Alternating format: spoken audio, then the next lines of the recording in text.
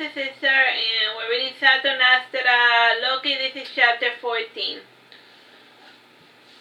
The sunset came, and with it the night soon followed, and for the last 2 days Loki had been patiently waiting at the crossroads for his sister Karina to manifest. And ever since her fall of Bersame, she had been receiving plenty of business, and she was working overtime, and since she will have to close up shop by the end of the year. And Karina finally arrived one rainy afternoon, and the sky was mostly blazing as the lightning storm was gracing the crossroads with its presence. And obvious to the weather, Loki sat still like a rock beneath his parasol as he waited for his sister to come see him. Keeping him company was the ever-watchful Disdain, and Disdain was a peculiar failure of an irrelevant age, though he still bore the semblance of a 7-year-old child with the maturity level of a toddler. And from Disdain, Loki had access to more than 700 years' worth of memories. So his true age is 700, but his maturity level is that of a toddler. He's just a jerk. While Loki amused himself by ruminating about ruminations, Karina finally manifested, and the weather around him grew still, and even the sky quieted down, and as the clouds rose up on the spot, and by the standing at the crossroads, Loki had been summoned into her aura. And Karina always took care to mimic the surroundings to make certain that the transition from the real world to her world appeared seamless. And while inside she was technically a god, and she created all the rules governing her world, and only as far as her own powers would allow. And to supplement her ability, she would draw upon the tricks, as she liked to call them, that she collected from her clients. And it was for her little collecting habit that she was often compared to a demon. And as soon as she arrived, Loki thought she greeted him with a faint smile, and her face was not one to show strong displays of emotion. And Karina was expressive in a subtle way, and her hair was wild and curly, with large, almond-shaped black eyes and naturally rosy lips. And every human male who saw that particular face and hair combination found it beautiful. And the range of her age was estimated between 16 and 24. And at the proper height of 5'5", she could easily pass for a grown woman with her full figure, delicate extremities, and well-toned legs, which were only noticeable when she sat down cross-legged. Both brother and sister studied one another briefly, and Loki was trying to decide whether his sister was happy or indifferent to see him. Time, bro? 21. Meanwhile, Karina was staring at the new trinket Loki was sporting in his mage outfit, and the orb was clearly an item typically owned by a sleeper. And they were rather fastidious of their home and whatever property they owned, and it was rare for them to part with any 2 items willingly. Not one to waste word, Karina suppressed her curiosity and asked, "What is it that you need, Loki?" "I need to occupy myself with something that doesn't require a lot of thinking, and that it has something that resembles a reward at the end," explained Loki. Like a job. "You could try farming. I hear that the Greys are having a hard time growing flowers up in the mountains, and you can find some hardy specimens for them," suggested Karina. "What reward are they offering?" asked Loki. "Oh, nothing. Perhaps you are interested instead in my little hobby of mine," said Karina. Reaching into her pocket, she handed Loki a pouch filled with stuff. "And this is an advance for the first 3 missions, and you will get more once you complete another 3. "What happens if I mess things up?" asked Loki, threw the stuff inside the pouch before putting it away. "Nothing," said Karina, and she added, twirling one of her curls, "since we are family." Not knowing what to make of her response, he said, "What's the timeline for each of my tasks?" "Considering that we had less than a year, I would say a week at the most for each, but I would prefer things to be done sooner," explained Karina. "So soon," said Loki, worried about his sudden busy schedule. "Well, it is not as if I am collecting souls or talents for that matter, so there's no need to develop either of them in order to extract them," explained Karina. "Wait, I don't get it. So what are you getting from your clients again?" asked Loki, confused. She getting dollars? "No, not even. I am getting their tricks. Look, you do not need to understand my word. Just get this dog and this pony show on the road and get me my tricks, and then move on to the next fellow," said Karina lightly, rubbing her temple. All right, said Loki, sighing. "You don't have to do it if you don't want to," said Karina. "Well, I already accepted the stuff," said Loki. "You can just give it back," said Karina. "All right, she," said Loki, changing his form into the first flying thing that came into his mind. That funny. The silly bear was always... Because some fly. They fly in Florida. Okay. They do fly. I think photos of them and videos, and I even seen them in the wild fly gracefully like the chicken. Okay, got it. And even in Kung Fu Panda they fly. Time. Okay, 18 minutes. They just fly very hard. Okay.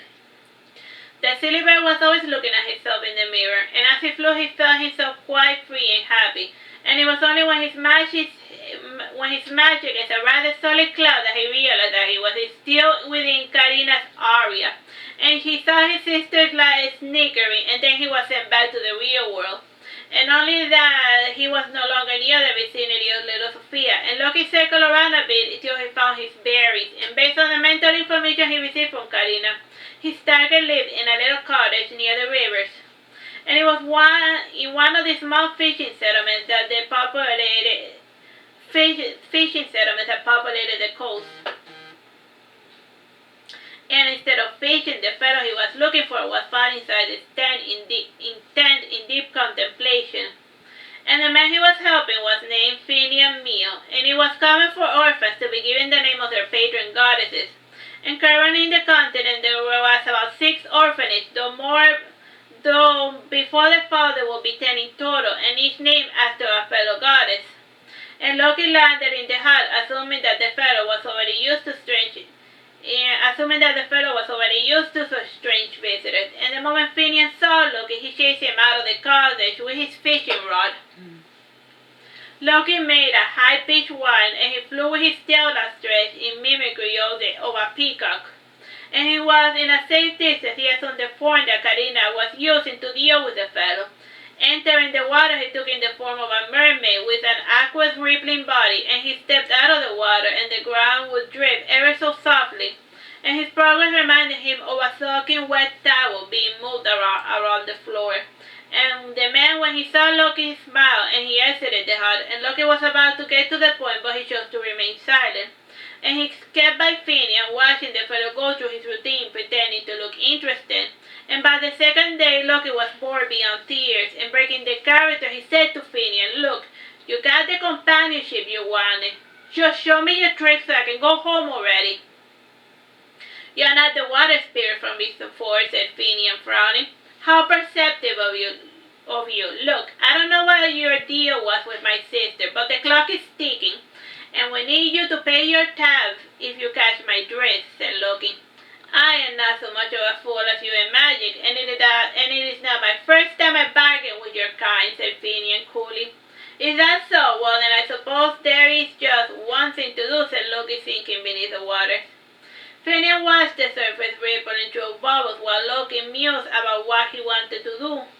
And he was not too much of an expert at manipulating people like Karina or Marduk, and he always ended up feeling guilty for fooling them. Though something about Finian's cocky smile made Loki rather angry, and it also did not help that one of the nearby water demons started filling his head with negative emotions.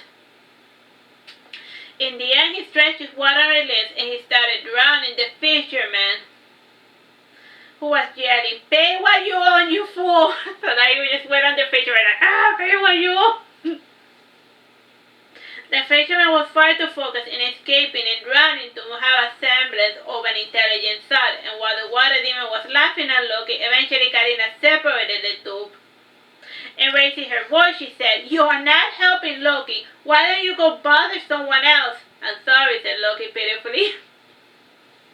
Karina shook her head sadly while twirling her hair vigorously with her index finger, and she savaged Finian, who was floating upside down, and she placed him on his side, and she kicked him until he finished coughing out the water. And raising an eyebrow, Loki was about to ask his sister why she did not give him CPR, but he chose to remain silent. And he pitifully placed inside Karina's sash the pouch she had given him, and then he walked away. Time, bro? 14 minutes. The water demon followed behind, and Loki assumed his old form while he made his way towards the main road, and he eventually stopped and sat down on a moss-covered stone. And he sighed while he repressed every intelligent thought, and the little water demon eventually creeped out the nearby river, and it was one of the local demons, endemic to that world. Though its nature was demonic, it was not considered a true demon. And what it was before it became like that, there was not a trace of it, and what it kept from his former life was a strange golden medallion featuring a pregnant woman. "What is the world outside here?" asked the water demon. "It depends on what you're asking," said Loki, not turning to look at the creature. "In spite of all my years, I had never bothered to leave this world and seek my luck elsewhere," said the demon. "Why bother? There is plenty of gain to be had here if you ask me." "You wouldn't be able to leave even if you wanted to, not without permission," explained Loki. "Oh yes. Who would I see about that?" asked the demon. "I don't know," said Loki, shrugging his shoulder. "A pity," said the water demon, departed. And once the demon departed, Loki removed him from his thought, and he did not have anything to do, nor anywhere else but to go, and he sank through the waters, and eventually he found himself at the bottom, and after feeling the water with his fingertips, he eventually found what he was looking for, and turning into a tiny catfish, he followed the river upstream. And he swam for 2 hours till the river diverged into a small stream, and the stream fed into a murky bog surrounded by purple pitcher plants and other carnivorous flowers. And Loki circled the bogs, looking through its murky waters, and he rose out of the water and took a bulk of air. And his was not home, and the still dead surface of the water rippled a little, and like the morning dew, the water demon from before was condensing against the pitcher plants, and to humans it would appear like a regular water behavior, like a rolling fog or nothing more. And the surrounding area was too dry and cold to allow for the formation of fog, and there was also not a motion for miles, and such out-of-place localized weather was always hinted at the presence of something sinister. Loki stoically ignored the demon, while the demon imagined that Loki was not aware of his presence, and since Loki was non-native to the world, the demon could not perceive his thoughts or emotions. And Loki circled about for 2 minutes before getting paranoid, and he decided to come back later when he was not being trailed by such a pesky creature. And he made his way back up the river, though the tiny stream, and back up the main banks of the twin rivers. And once Loki reached the river end, he made his way back down another stream and another. And after a week in this fashion, the demon finally lost interest in Loki, but Loki was still very interested in the demon indeed. And it was a bit troubling to hear the fellow talking about other worlds. And it was not the sort of conversation that would just turn up. And when the demon was not paying attention, Loki changed force and he made himself almost imperceptible. And the water demon made his way towards Aragon, and there the demon found a fellow talking in a bar. And the man said, "Do you ever wonder, what is it all about?" "No," said another drunken fellow. "I mean, what is it really up there? Is it like life? Is it like here, but, different?" insisted a different fellow. Time? 10 minutes.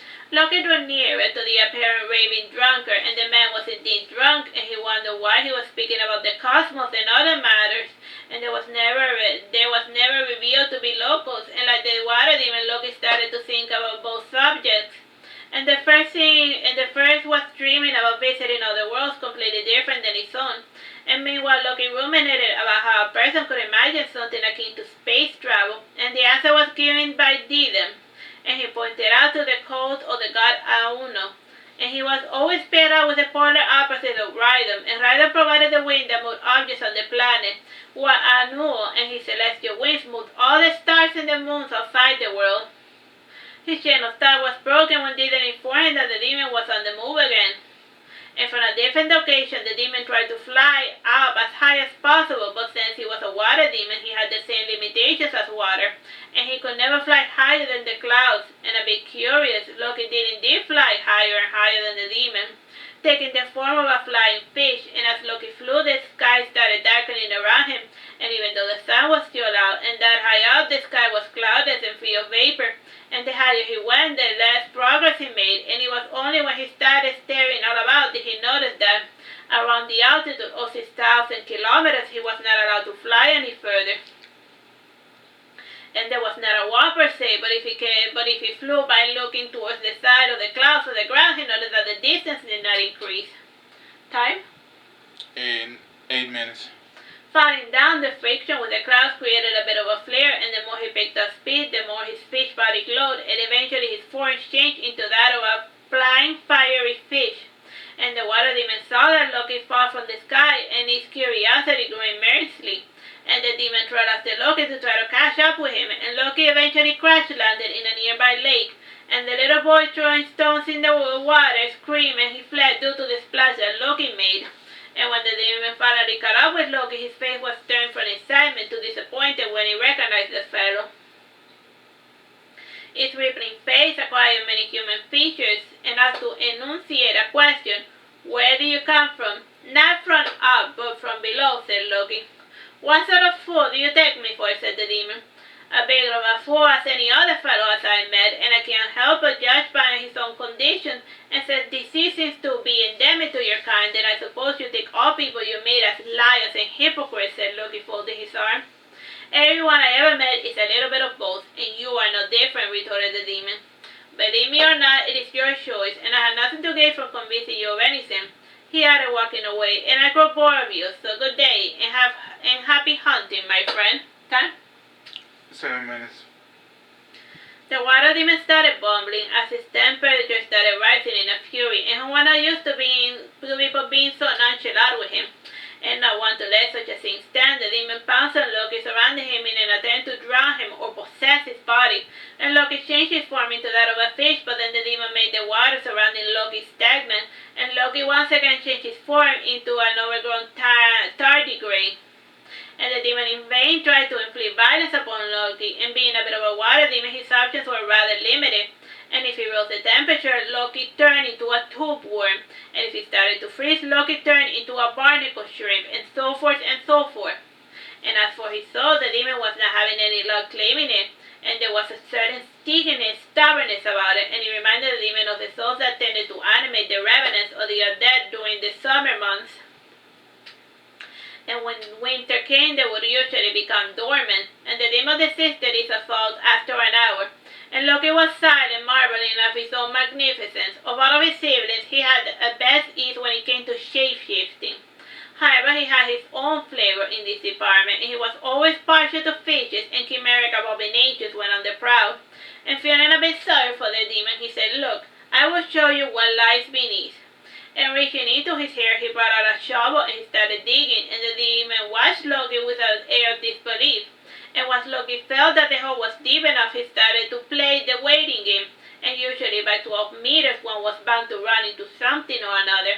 And since nothing was turning up, Loki filled the hole, and he dug once again in the same place. And he repeated the same action over and over, and by the 7th time the demon said, "You know, they say that repeating the same action, expecting different results, is the definition of insanity." "And pray, where did you get that little definition?" said Loki as his soul started reaching 10 meters. "You already know," said the demon. And much to his surprise, by the 7th time Loki had found something, and from the ground there was a strange protrusion, and after dusting it off a bit, it seemed like the tip of a weather vane. And Loki pulled at it with both hands till it dislodged the vein, and taking an even more humane face, the demon made his lack of interest clear, and by raising an eyebrow he said, "So you did find something. Aside from junks and minerals, there really isn't anything on the ground." "You still don't get it, do you?" said Loki, putting the vein back in its location. He started to throw dirt to seal the hole once again, and his hostile companion kept watching him with bored amusement. And the demon eventually said, "Let's say that I do believe you that there is an entire world down there, but it's nothing but ruins, and from time to time I do see humans and dwarfs dig up scattered remains of a lost civilization, and rarely do they find nothing else but bones. The up that you are so obsessed with is just the same as, and frankly I prefer the low, and it is predictable, always filled with living beings, and the up is too empty, filled with nothing but starlight," responded Loki. "I am not some fool as to be obsessed with places that are sparkly, if that is what you are implying. But if you are here, then there must be something else," insisted the water demon. "I tell you once and I tell you again, I came from the down, not from the up," insisted Loki. This conversation continued till nightfall. Time, bro? 4 minutes. And the demon was still pestering Loki with his questions, and Loki continued to dance around the subject, and even though he was not lying, his answers were vague. And it was neither the first nor the last time that one of the locals had become obsessed about the up, and from time to time people like Bertha may obtain some knowledge of worlds beyond Saturn. And how this information was acquired varied, though mostly it was due to the constant contact with strange creatures that only now existed in their memories, and memories that like an exhaustion that never truly happened in the first place, and those creatures too had come from the down and not the up. And in the end, Loki science said, look, you can't just harass people for answers, alright? There's no point in getting obsessed about the stars or whatever, and if you're bored, travel west till you find another continent. And even in the deep ocean, you're bound to find something interesting. Some interesting, moody fish people. This world is like big, really, really big. Go explore it the same way as my brother's doing. I don't care about this world. I just want to meet new souls, said the demon, bubbling lightly. Like I said before, there isn't anything up there, just starlight, insisted Loki. The demon eventually departed, and once he was gone, Loki breathed a sigh of relief, and it was a persistent fellow of the type that Loki could only endure but not defeat. And all in all, Loki tended to detest dealing with the kind. All their actions with demons were always unsavory, and if it did not matter that they were primordial, self-originating, or metamorphed, they were all equally annoying and single-minded in their pursuit of souls. And once again Loki found himself alone, and he sat down on the floor as he looked up the dirt, and he had just dug up and closed again, and he sighed, and then he rested his chin on his knees. And closing his eyes, he felt himself sinking into the ground with dirt and vines, and everything around him was still and silent, and soon he had lost all sensation of surrounding, and in time he eventually fell asleep. And he dreamed many things. He dreamed for longer than he could remember, and one day he felt a strange sensation in his arm. And it felt like drops of acid, only that they were extremely heated fingertips, and he felt a strong aqua's hand pulling him out from beneath the earth. And while he was out, he looked around, disoriented, uncertain about what had happened to him, or how long he had slept. Something about the aqua's being standing before him was familiar, and the only thing he recognized was the medallion featuring a pregnant woman. And recognizing the pendant, Loki said, "You are the demon from before." "I had no idea what you're talking about. I have always been." "Which reminds me, who are you?" said the aqua's maiden. "I'm a bit confused." "Wait, what?" said Loki. Loki ran in the direction of the crossroad with the aqua's maiden trailing behind him, and indeed she was no longer a demon. And when he arrived at the crossroad, he started yelling, "Karina, come unto me!" A faint voice from the distance said, "What? I'm busy!" "You are always busy. Now come here now. Time?" 1 minute. insisted Loki. Karina eventually manifested, and her hands were folded, and she seemed a bit exasperated, but only a tiny bit, and she said, "Could you not wait another week? And pray do tell me what time it is," said Loki. "It is but a week." "Before we return," said Karina. "I slept for 2 months," said Loki, alarmed. "It's fine, there's no need to worry about it." "My dude set the alarm to wake us up should we fall asleep." "Alright, well let's just leave it here like this. Bye bye and God bless."